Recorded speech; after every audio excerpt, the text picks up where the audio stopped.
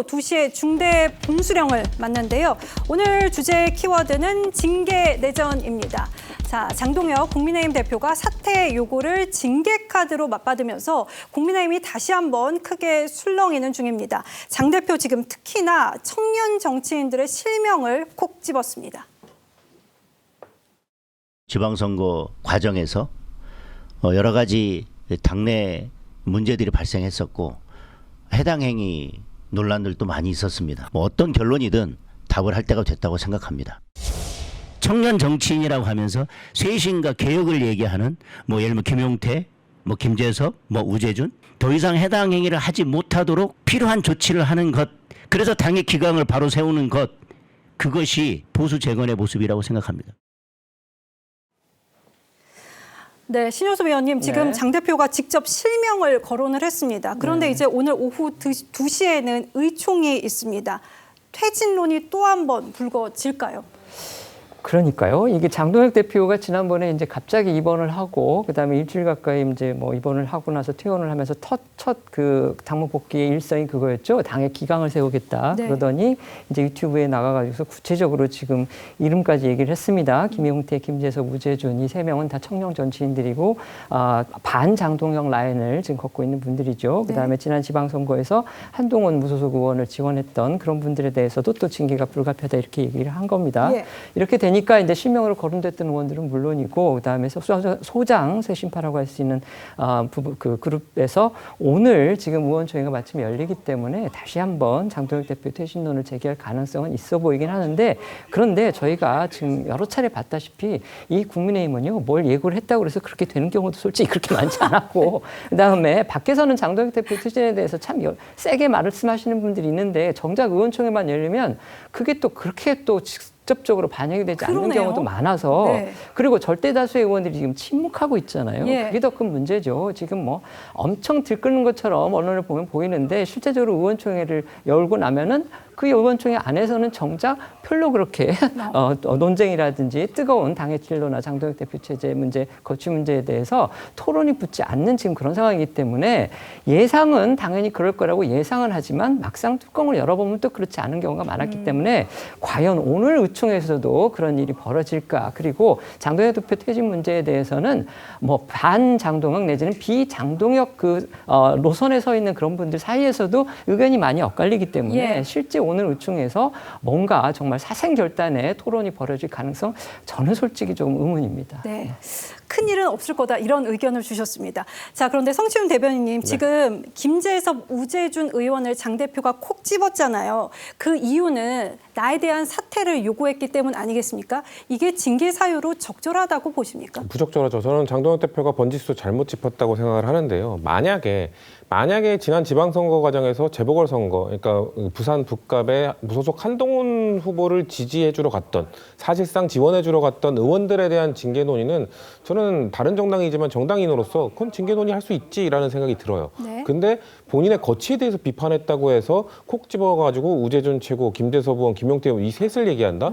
이 셋 중에 특히나 김재섭 의원 같은 경우는 서울 국회의원이잖아요. 서울 국회의원 국민의힘에 매우 귀합니다. 거의 없습니다. 근데 이번 지방선거 과정에서도 부산에 한 번도 간 적도 없고 사실상 서울에서 홀로 뛰셨던 사람인데, 그리고 김용태 의원도 경기도 국회의원이잖아요. 예. 부산 가신 적 없는 걸로 알고 있는데 그 둘까지 콕콕 집어서 나를 비판하거나 나의 거취에 대해서 논의하는 사람은 나를 흔드는 것이고 당을 흔드는 것이기 때문에 해당 행위다.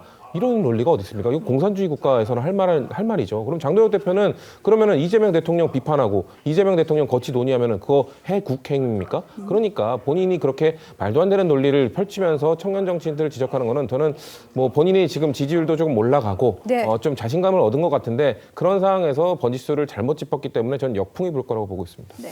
저는 이 장동혁 대표 얘기는 좀 그만하고 네. 비판을 아무 의미가 없어요. 저도 앞으로 얘기 안 할 거예요. 제가 누구보다도 장 대표 비판을 많이 했는데 네. 국민의힘의 의원들이 문제예요. 아까 잠깐 시의원이 말씀하신 것처럼 네. 엄청나게 얘기를 많이 하는 것 같은데 저 소장포 의원들도 마찬가지예요. 예. 제가 김재석 의원 다 친하고 다 건방진 말이면 아끼고 그러는데 예. 근데 어떻게 저거를 좀 더 세게 연판장 같은 거 뒀다 뭐예요? 그 많이들 우리 아는 거 아니에요. 그거 좀 하든가 실력 행사를 하라 이런 얘기 실력 행사를 저걸 보고 있냐고요. 대한민국이 지금 축구를 비록 져서 그렇지 예. 만만치 않은 나라인데 일야당의 대표가 저렇게 그야말로 오만방자하게 뭐 저희 개인 생각이에요. 제가 미리 말씀드리는 게 나을 것 같아요. 지금 나와서 저렇게 제 말씀을 들어보세요. 좀. 네. 또 이런 식으로 해가지고 국민의 의원들은 뭘 하겠다는 거예요 도대체? 예. 한동훈 의원이 복당되면은 당대표 될 가능성이 높고 그러면은 또 그쪽을 줄 서려고 하는 건지 이쪽을 줄 서려고 하는 건지 구친윤계도 그렇고 영남계 의원들도 그렇고 수도권 의원도 마찬가지예요. 네. 이제는 장로 대표 비판 그만하고 국힘 의원들 비판 좀 하자고요. 우리가 좀. 대단히 비루하다 비겁하고 모든 의원이 그런 건 아닌데 좀 그런 경향을 보여요 지금. 예. 장 대표의 원초가 너무 자기를 피하지 말고 예. 장 대표 비판 숱하겠으니까 비판할 가치도 없어요 장 대표는. 놔두고 국힘 의원들이 문제가 많다. 네, 그 말씀 드립니다. 이 장 대표가 징계를 언급한 상황이기 때문에 그리고 국민의힘 의원들 절반 정도까지 징계를 할 수도 있다. 뭐 이런 얘기까지 나오고 있습니다. 이런 상황에서 결국은 신동욱 최고위원이나 김재원 최고위원도 이제 입장을 정리할 수밖에 없는 상황이 될 것이다. 이런 얘기가 나오기도 하거든요. 구자룡 변호사님, 지금 당내 분위기는 어떻다고 보십니까? 사실 정치인들 그런 얘기 많이 하시더라고요. 안개가 껴가지고 앞이 보이지 않으면은 발을 내디디면 안 된다고. 그냥 국민의힘 의원들 비판하셨잖아요. 의원들이 지금 그러고 있는 것 같아요. 지금 장동혁 지도부가 생각보다 요새 지지율 올라가고 이게 또 유지될 수도 있겠나 싶으니까 또 앞장서고 싶지는 않은 거죠. 그래서 예. 분위기를 보고 총대는 안 매겠다 이런 상황인데 저는 이런 상황에서 장동혁 지도부가 징계 카드를 꺼내는 거는 굉장히 자충수다 이런 생각을 합니다. 예. 지금 선거 이후에 저는 장동혁 지도부는 시계가 모래시계 같다고 생각을 하거든요. 네. 이제 계속 시간이 줄어들잖아요. 예. 시간을 늘리려면은 180도 바꿔야 되잖아요. 근데 안 바꾸고 지금 이런 식으로 간다? 그러면은 정해진 시간만큼 지나면은 이제 그 시간은 끝나요. 근데 거기에 징계라는 거는 최고위원들이 선거 이후에 사실 사퇴해야 마땅했는데도 그 타이밍을 놓치고 그냥 뭉개고 넘어갔잖아요. 예. 또 한 번의 사퇴 타이밍이 그때 오지 않겠는가 이제 이런 생각을 하고 지도부의 령을 세우는 것도 남들이 좀 공감을 할 수 있어야 되거든요. 저도 송치훈 부의장 얘기하신 거에 100% 공감을 해요. 왜냐하면은 당에서 후보가 결정됐는데 네. 거기에 대해 가지고 다른 후보를 한다라고 하면은 그건 해당 행위에 적용 가능성이 있습니다. 네. 근데 그게 아니라 당내에서 이런 식으로 가야 된다. 그걸 안 하면은 선거에 망한다. 뭐 이런 식으로 얘기하다 보니까 당대표에 대해서 사퇴 요구도 했다라는 거에 대해서 징계를 한다?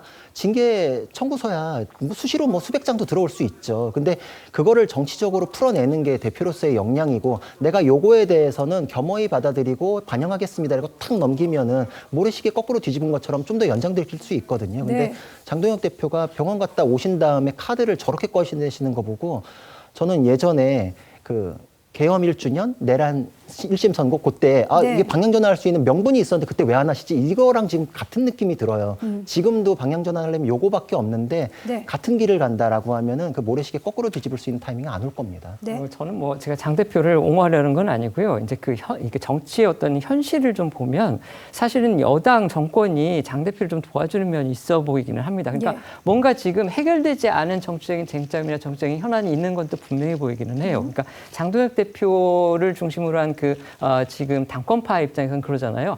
지금 그 대여 투쟁이라든지 대정권의 문제를 지적하기인데도 시간이 모자랄 텐데 왜 지금 내부 문제를 꺼내냐 이 얘기를 하는데 그 얘기가 저는 한 20-30% 정도는 일리 있다고 생각을 하는 게 예를 들면 지금 투표 부정 문제 아직 전혀 지금 해결되지 투표 부정 내지 투표지 용지 부족 사태 소위 선관위 문제 아직 해결되지 않고 있고 아직도 지금 시위가 진행 중이잖아요. 그런 문제가 있고 그다음에 지금 아까 저희가 처음에 다뤄봤듯이 지금 광주 전남 반도체 클러스터를 비롯해서 이 몇천조의 이 투자 문제를 둘러싼 전국적인 지금 갈등 구도가 벌어지고 있습니다. 네. 그 부분 관련해서 물론 야당인 해야 될 목소리가 분명히 있는 것이고요.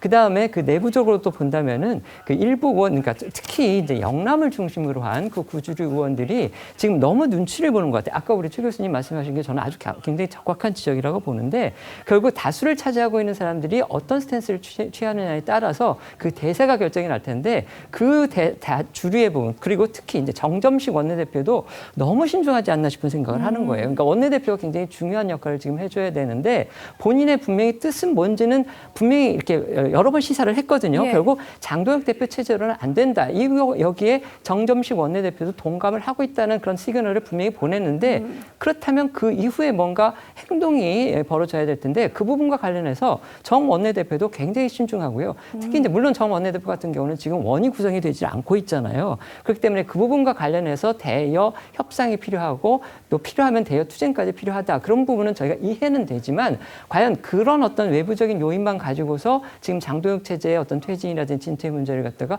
덮고 갈 수 있느냐. 그건 분명히 또 아닌 것 같기 때문에 네. 뭔가 지금 국민의힘 내부에서 좀 안으로부터 뭔가 일어나는 그런 흐름이 좀 필요하지 않나 그런 생각은 합니다. 네.